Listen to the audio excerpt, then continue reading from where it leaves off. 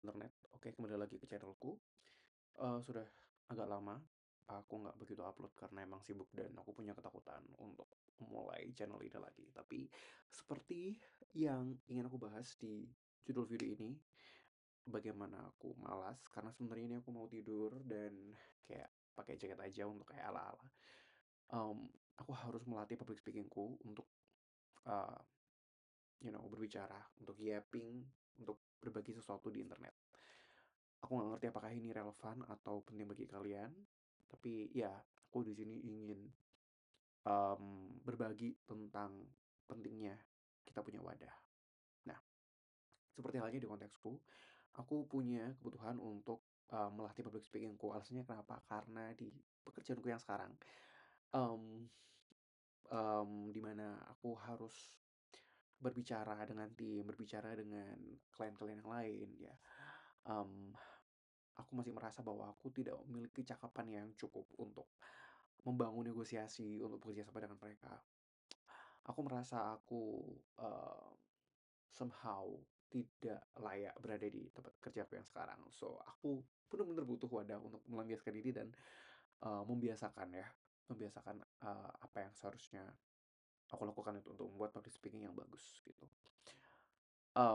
Jadi kalau kalian merasa terganggu dengan cara bicaraku, mohon maaf, aku di sini nggak bisa ngasih kalian garansi untuk, mendapatkan sesuatu yang langsung bagus gitu, karena ya aku di sini hanya bisa, menawarkan kalian bisa menjadi saksi, saksi hidup pembelajaranku untuk membuat, untuk melihat diriku yang semakin bagus di video-video berikutnya.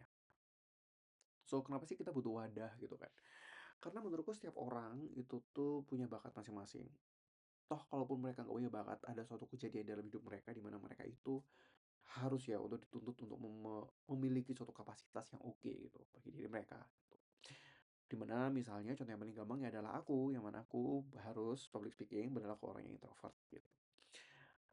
Banyak hal yang lain misalnya kalian, dalam suatu sisi pekerjaan kalian yang introvert mungkin harus bertemu dengan orang gitu, atau misalnya kalian di suatu saat nanti kalian harus mendesain dan kalian butuh wadah untuk mendesain.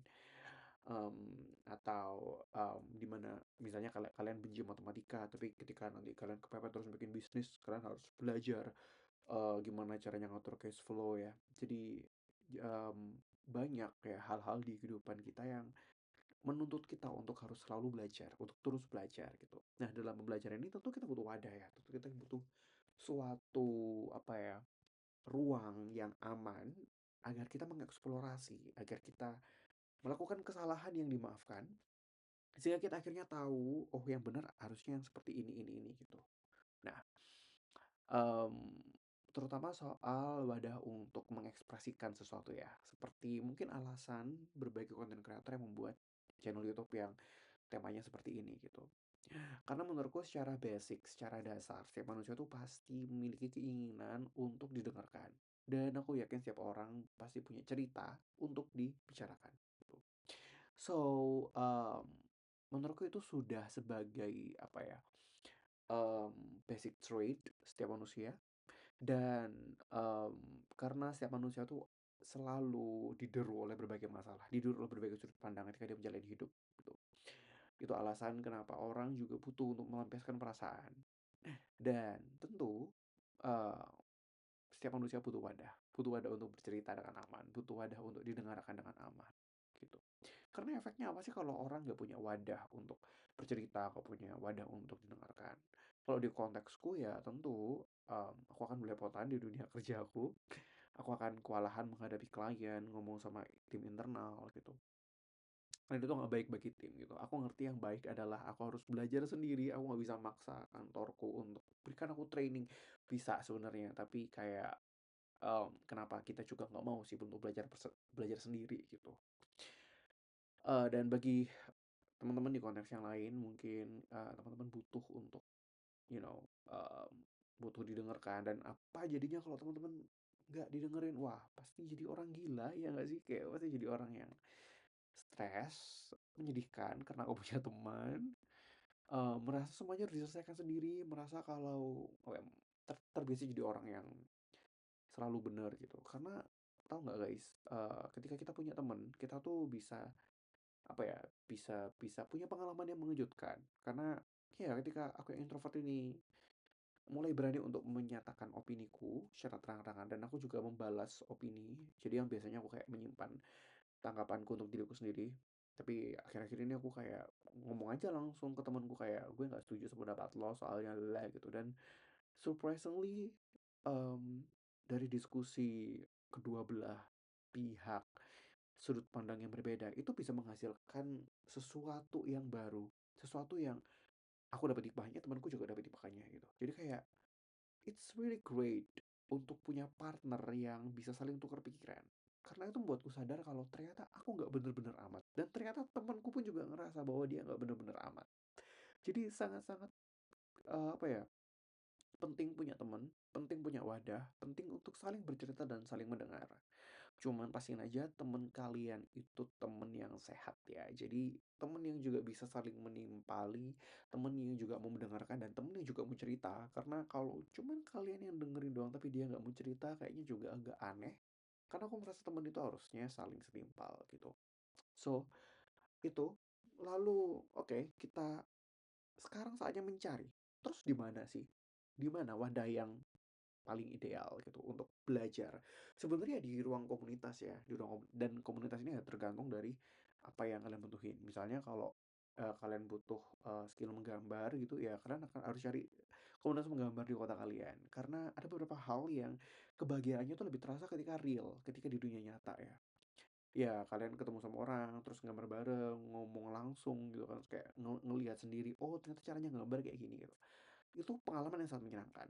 Misalnya wadah buat bercerita lewat buku yang habis dibaca. Nah, gabung ke komunitas buku yang ada di kota masing-masing kalau misalnya ada, nah itu lebih asyik banget karena kayak kalian bisa menceritakan buku yang kalian baca, terus kalian dengerin juga buku yang dibaca orang, terus ternyata misalnya kalian sama-sama suka buku yang sama gitu, itu menyenangkan banget dan langsung bisa kerasa punya teman.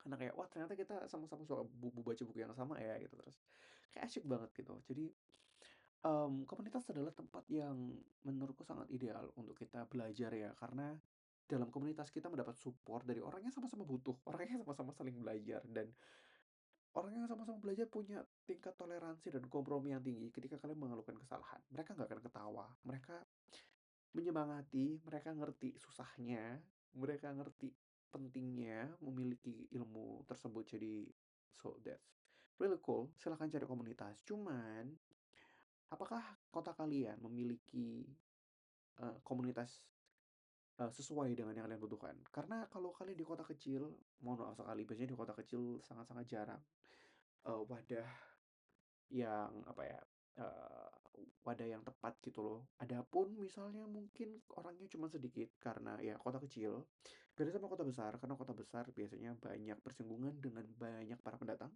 dan dengan banyaknya pendatang itu juga memperbesar peluang, untuk menemukan orang-orang yang memiliki minat yang sama, gitu. Jadi, kalau kalian di kota besar, cari aja komunitas di kota kalian. Kalian bisa cari di Google, cari di Instagram, cari di Twitter mungkin ada. Jadi, Eee, aku ingin men-encourage, teman-teman ya, kalian semua ini, untuk, mendapatkan kebahagiaan yang real di dunia nyata, gitu.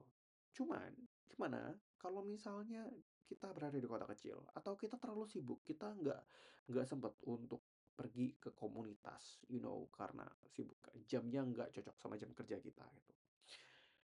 Iya, ada solusi yang lain. Kalian bisa mencari wadah di internet, seperti yang aku lakukan sekarang. Tapi, apakah ini internet adalah tempat yang ideal? Aku harus bilang kalau enggak. Internet bukan tempat yang ideal. Menurutku tempat yang ideal adalah tempat di, dunia nyata, karena ya tantangannya real, kebahagiaannya real. Sementara kalau internet, wow, kita nggak bisa berekspektasi orang-orang yang akan menonton video ini adalah orang-orang yang seperti apa. Aku ingat dulu di Twitter, ada seorang motivator yang cukup aku kagumi dulu waktu aku kuliah. Aku sangat-sangat suka ikut seminar motivasi ya dulu waktu kuliah. Aku ikuti Twitter beliau, terus waktu itu tuh, beliau pernah marah-marah karena ada sosok akun yang ya beropini agak aneh, terus orang ini ke-trigger, orang ini akhirnya menimpali orang ini dengan marah-marah. Aku yang saat itu punya waktu lebih, aku memilih untuk, mengkepoin ya, si orang yang anti sama motivator ini siapa sih? Aku cek dan ternyata aku lihat foto profil, aku lihat status-statusnya dan lain sebagainya. Ternyata dia masih SMP. Dia bocah, bocil, dan bocil SMP mengomentari motivator yang motivatornya ini udah bapak-bapak umur 40 tahunan. Kayak gak sebanding. Dan anehnya adalah bapak motivator ini menanggapi anak SMP dengan bahasa yang kasar, kayak sebenarnya bukan kasar ya, tapi kayak lebih nyelekit, kayak bermain retorika di situ, kayak ada berbagai apa nih, majas sinisme kayak, atau majas apalagi, eee, sindiran dan lain sebagainya gitu kan, kayak, apakah dipahami anak SMP? Ya, tapi beliau tidak tahu. Kalau kita bayangkan itu di dunia nyata, sangat-sangat lucu, bapak-bapak umur 40 tahun menanggapi serius perkataan anak-anak SMP. Tapi itu adalah hal yang kita temukan di internet. Kita tidak bisa tahu, aku ngomong kayak gini, yang datang nanti di videoku siapa, aku nggak tahu. Tapi kayak ya udah aja, yang penting aku ngomong, karena itu hal yang nggak bisa aku kontrol, itu nggak hal yang nggak bisa aku kendalikan. Aku cuma bisa berharap semoga orang-orang yang datang di video ini orang yang tepat, karena beginilah internet dengan segala positif dan negatifnya, gitu. Karena ya ketika kita sedang belajar seperti aku sekarang, dan ya mungkin ada beberapa kata-kataku yang aku ngomong kadang nggak pakai filter, nggak sengaja gitu, bener-bener nggak sengaja, dan ini terekam, terdigital, dan ada orang jahat yang cut video ini, atau orang itu cuma fokus di bagian yang ini doang gitu.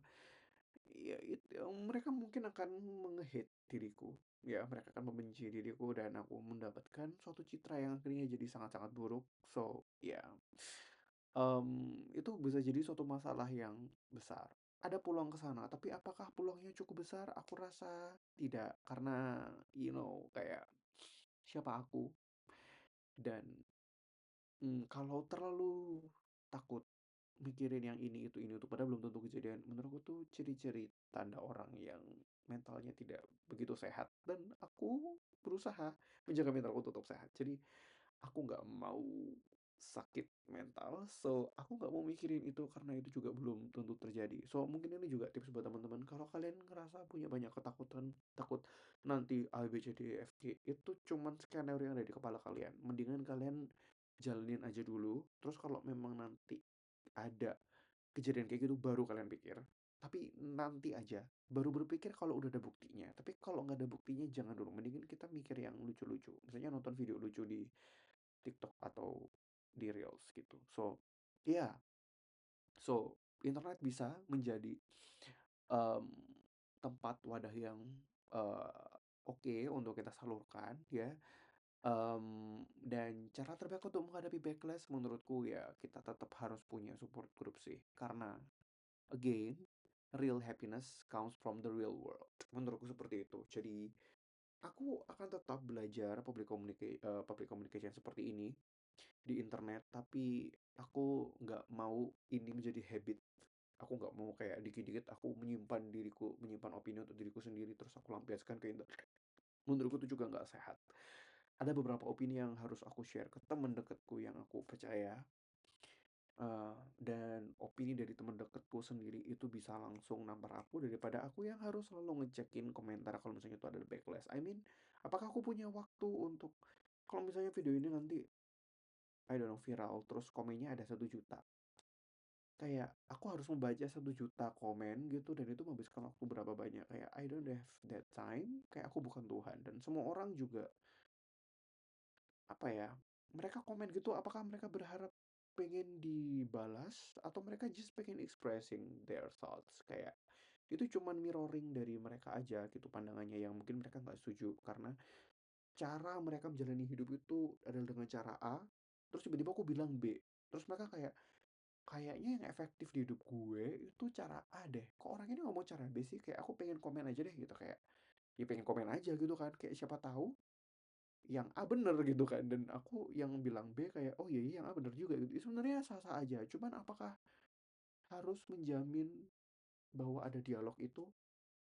Mmm, Kalau emang timingnya nggak jodoh, ya nggak jodoh aja sih, karena kayak aku sibuk dan kayak ya udah gitu. Unless you're my real friend, ngomong langsung ke aku dan aku mungkin akan peluang untuk menerimanya lebih besar karena ada investasi kepercayaan ada di sana ya. Karena kalau strangers tiba-tiba kayak langsung komen kayak aku nggak tahu apakah itu bisa langsung mengubah pemikiranku, argumenku, karena ya kalau logis aku akan dengan senang hati, "Terima kasih, itu insight yang sangat bagus dan itu berguna bagi hidupku ke depan." Aku mungkin akan mengatakan itu. Tapi kalau aku masih merasa itu nggak penting dan aku juga secara emosional tidak merasa itu perlu, so ya ngapain gitu. Jadi ya itu caraku berpikir, mungkin ini juga bisa diterapkan bagi teman-teman juga yang mungkin memiliki ketakutan ketika nanti bikin konten terus ada komen yang hate speech gitu, teman-teman harus gimana ya. Menurutku tipsnya itu sih, ya tetap harus punya temen, terus kayak yang paling penting adalah teman di real life kalian. Jadi biarkanlah teman real life kalian yang membenarkan kalian. Karena kalau ya kalian hanya berharap dibeneri dari netizen di internet kayak, "Oh my God, kayak fondasimu rapuh banget guys," gitu. Kayak pondasi menurutku ada pondasi yang kayak kuat adalah pondasi yang dari real life sih, entah itu teman-temanmu di dunia nyata atau apa yang kamu lakukan di dunia nyata gitu. Kenapa aku ngerasa ini tiba-tiba buruk? Oh, sekarang sudah enggak. Oke.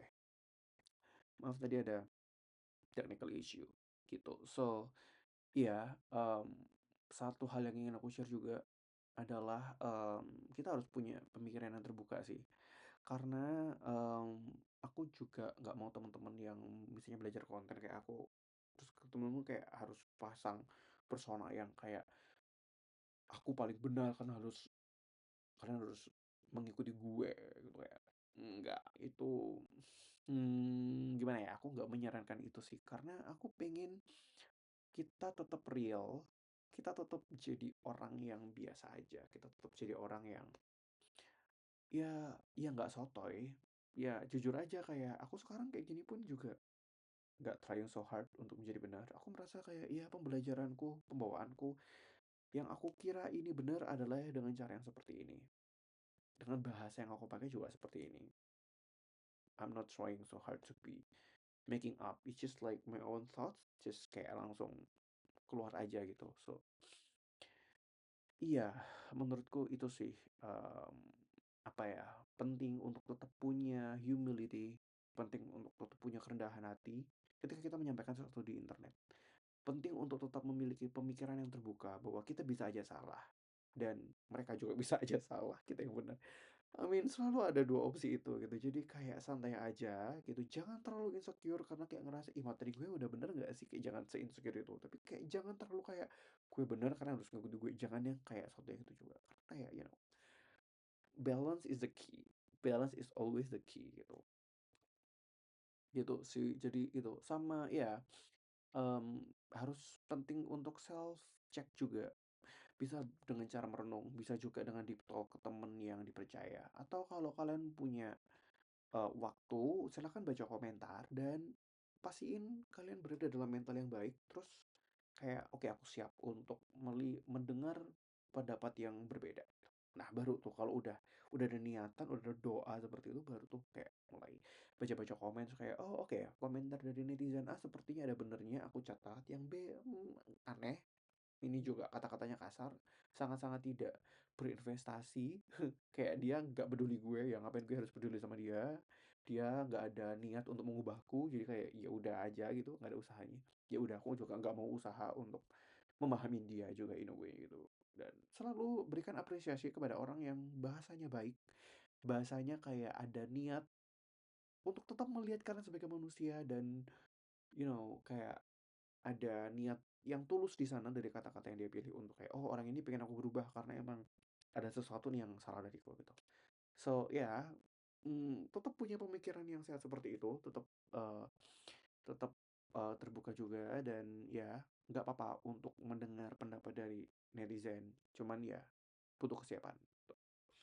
So, menurutku itu dan, penting untuk untuk memiliki identitas yang apa ya, yang jangan terlalu dipikir juga. Makanya ini aku juga nama channelnya Sapiens Miskin.